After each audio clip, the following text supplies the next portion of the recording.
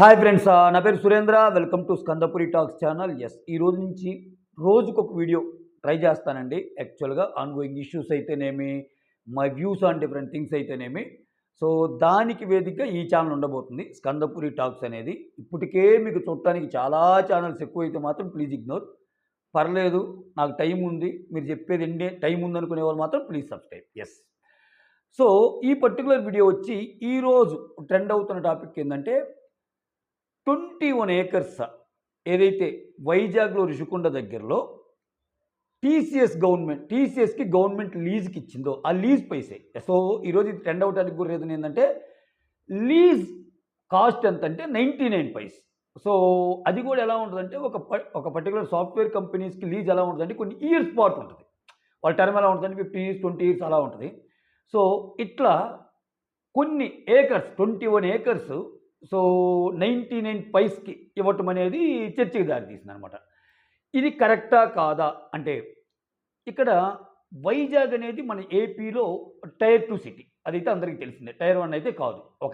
ఆ రకంగా చెప్పాల్సి వస్తే ప్రజెంట్ వచ్చి విజయవాడ, గుంటూరు కూడా ఇంకా అంత డెవలప్డ్ అయితే కాదు వెన్ కంపేర్డ్ విత్ హైదరాబాద్ కానీ బెంగళూరు కానీ. అంటే అసలు వీటితో కంపేర్ చేయలేని సిటీస్. స్టేట్ డివైడ్ అయిపోయాక ఏంటంటే ఉమ్మడి ఆంధ్రప్రదేశ్లో విజయవాడ అండ్ గుంటూరు ఆర్థిక రాజధానిగా ఉండేది. అంటే ఎక్కువ బిజినెస్ క్యాపిటల్ లాగా అనుకునేవాళ్ళు. మనకి ఇప్పుడు ఢిల్లీ క్యాపిటల్ అయినా మన ఆర్థిక రాజధాని ఏంటంటే, దేశ ఆర్థిక రాజధాని ఏంటంటే ముంబై అంటాం. ఎందుకని? పాలనాపరమైన వ్యవహారాలు ఢిల్లీ ఉన్నా దేశ ఆర్థిక రాజధాని ముంబై అంటాం. విజయవాడ అంత బిజినెస్ ఏరియా.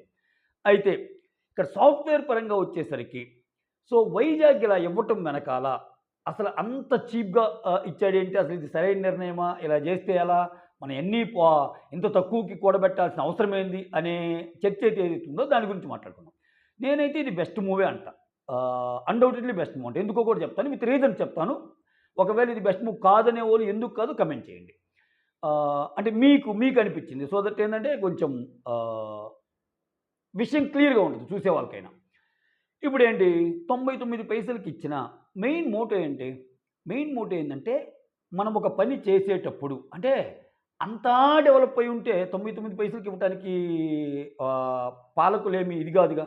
సో 99 పైసలకి ఇస్తున్నారంటేనే ఇన్వెస్టర్స్ని ఆకర్షించడం.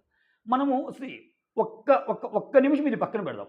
ఇన్వెస్టర్స్ని ఆకర్షించడానికి పలు రకాలుగా పలు ఇండస్ట్రీలు రకాలుగా ట్రై చేస్తూ ఉంటాయి. సో అంతేందుకు సింపుల్ పండాలో మాట్లాడితే మన రెగ్యులర్ యూట్యూబ్నే తీసుకున్నాం. యూట్యూబ్లో చాలామంది మీరు కానీ గమనిస్తే వాళ్ళు ఏదైనా కొత్తగా ఏదైనా ట్రై చేస్తున్నా, కొత్తగా ఏదన్నా లాంచ్ చేస్తున్నా, so first 20 users free, first 15 users free అన్నట్టు అంటారు. అంటే ఆ ప్రోడక్ట్ జనాల్లోకి వెళ్ళటానికి. ఇక్కడ పాలకుల యొక్క ఇది ఎలా అనిపిస్తుందంటే నాకు, సో టీసీఎస్ లాంటి ఒక పెద్ద కంపెనీకి లీజ్కి ఇవ్వటం వల్ల సో థౌజండ్స్లో ఎంప్లాయ్మెంట్ క్రియేట్ అయింది. ఒక 12,000 మెంబర్స్కి ఎంప్లాయ్మెంట్ క్రియేట్ అయింది. సో అది ఫస్ట్ బిగ్గెస్ట్ ప్రాజెక్ట్ అయితే ఇప్పుడు మన హైదరాబాద్ తీసుకున్నా కానీ మైక్రోసాఫ్ట్ అనేది యుఎస్ వెలుపల బిల్ గేట్స్ని ఒప్పించి ఓకే, సో ఇక్కడికి తీసుకురావడంలో చంద్రబాబు గారికి key role.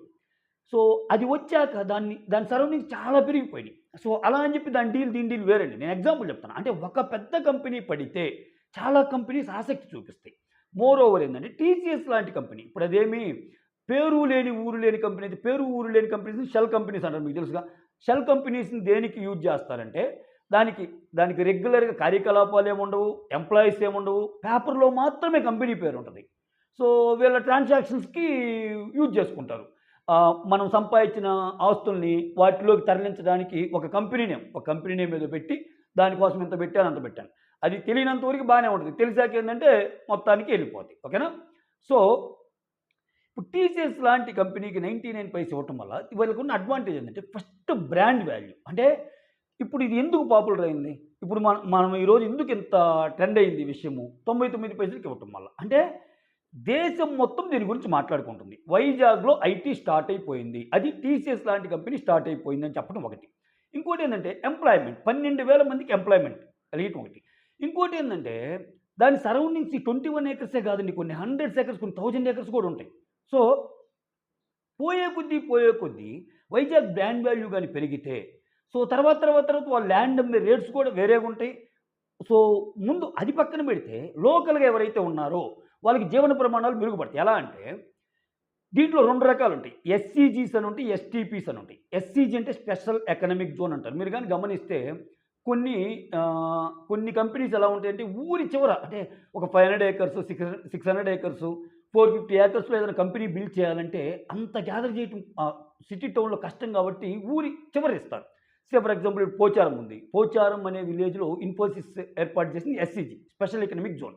So, I'm just taking an example.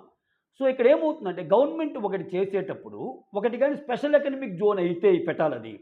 Special economic జోన్‌కంటూ కొన్ని రూల్స్ ఉంటాయి. ఏందంటే 50% ఎంప్లాయ్‌మెంట్ ఆ పర్టిక్యులర్ స్టేట్‌కి సంబంధించిన వాళ్ళు అయ్యుండాలి. అంటే ఇప్పుడు మనకేంటి ఇప్పుడు వైజాగ్‌లో కంపెనీ పెడితే వైజాగ్ ఏముంది వేరే వాళ్ళందరూ కూడా వచ్చుండొచ్చు అంటే ఎవరైనా జాయిన్ అవ్వచ్చు. ఎవరైనా జాయిన్ అవ్వచ్చు. కాకపోతే లోకల్ పీపుల్‌కి 50% ఉంటది. ఇప్పుడు అదే ఇన్ఫోసిస్ ఎస్టీపీ ఉంది గచ్చిబౌలిలో. కానీ అక్కడ ఎవరైనా ఉండొచ్చు. బట్ వేరేది ఎస్సీజీలో ఎస్సీజీ ఇన్ఫోసిస్‌లో నీకు ఒకవేళ ఒక 10,000 ఎంప్లాయీస్ ఉన్నారనుకో. I'm just giving an example. 10,000 examples ఉంటే 5,000 పైన నీకు తెలంగాణ వాళ్ళు అయ్యుండాలి. మన స్టేట్ వాళ్ళు అయ్యుండాలి. ఎందుకని? వాళ్ళు ఆ ల్యాండ్ ఇచ్చేటప్పుడే ఇప్పుడు ఏ స్టేట్ అయినా ఒక ల్యాండ్ ఎందుకు ఇస్తది ఫ్రీగా? ఆ పర్టిక్యులర్ ప్రాంత అభివృద్ధికి, ఆ పర్టిక్యులర్ జనాల యొక్క జీవన ప్రమాణాలు పెంచడానికి గదా! సో, అటువంటప్పుడు ఎంప్లాయ్‌మెంట్ అంటే కొంతమంది దీంట్లో 2 రకాలు. కొంతమంది ట్రై చేసేవాళ్ళు అబ్బా! వైజాగ్‌లో లేదు గదా! ఇంకెక్కడికెళ్దామని ఆపుకునేవాళ్ళు కూడా ఉంటారు. అప్పుడు మా ఎంసీఏ అయిపోయాక మిరాకిల్ అని ఒక కంపెనీ ఉండేది. నాకు తెలిసి అదే ఒక సాఫ్ట్‌వేర్ కంపెనీ వైజాగ్‌లో. సో, చాలామంది చాలా తెలివితేటలు ఉన్నోళ్ళు కూడా హైదరాబాద్ రాకుండా ఆ మిరాకిల్‌లోనే చేసేవాళ్ళు. ఎందుకంటే వాళ్ళకి డిపెండెన్సీస్ ఉంటాయి. లోకల్‌గా ఉండేది. సో, ఇప్పుడు ఎవరైతే బయటోళ్ళు ఉన్నారో వాళ్ళందరూ వెళ్లి అక్కడ జాయిన్ అవ్వచ్చు ఒకటి. నెక్స్ట్ ఏందంటే బ్రాండ్ వాల్యూ పెరగడం ఇంకొకటి ఏంటంటే నెక్స్ట్ వచ్చే అన్ని కంపెనీస్‌కి ఈ తరహా డీలింగ్ ఉండదు. చెప్పా కదా! ఫస్ట్ 10 కస్టమర్‌లకి, ఫస్ట్ 5 కస్టమర్‌లకి ఎలానో, ఇప్పుడు దీనివల్ల ఏంది బ్రాండ్ అనేది పెరుగుతుంది.